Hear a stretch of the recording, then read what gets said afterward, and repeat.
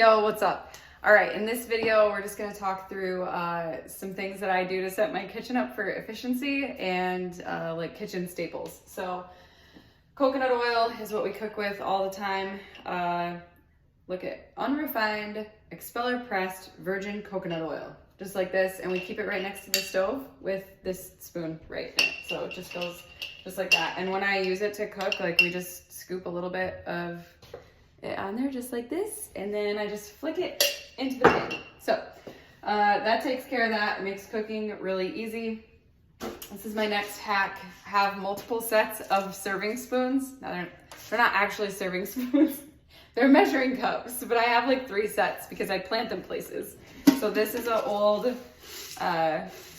tin that my mom gave me. But I put my rice in here. So rice is in there, and this 1 cup measure, we're usually making rice in 1 cup increments. So this just lives in here so that when I'm making rice, I don't have to look for the measuring cup.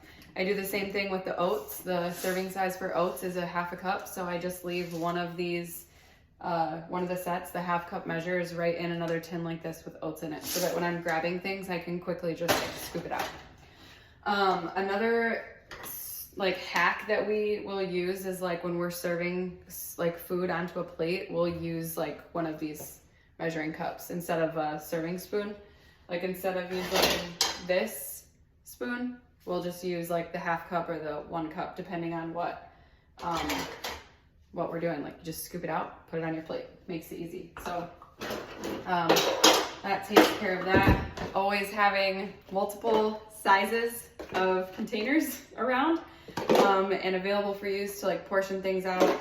Sometimes when we make rice, we just make like a big pot of rice and dump it in this big one, and that way there's always rice in the fridge ready to go.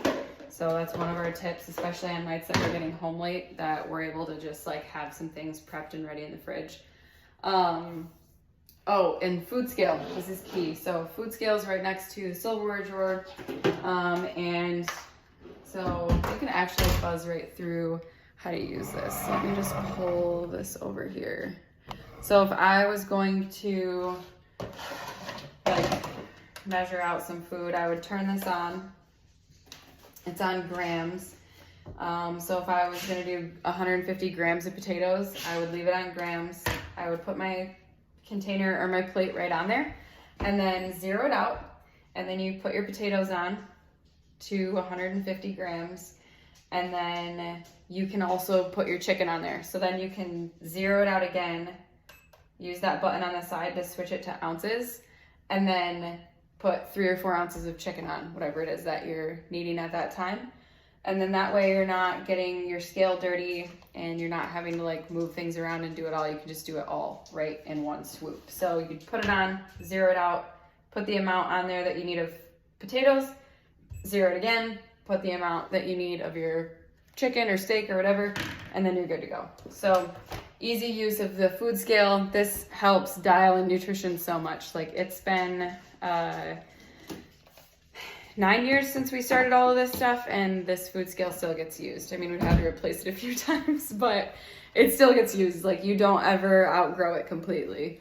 So like we'll have times that we're super dialed in and times that we're not, but it at least opens your eyes to what a real portion size looks like. So, and that's pretty much it for basic housekeeping stuff for the kitchen, like what the kitchen is like to be set up for maximum efficiency. So hopefully this was helpful, and I'll catch you guys in the next one.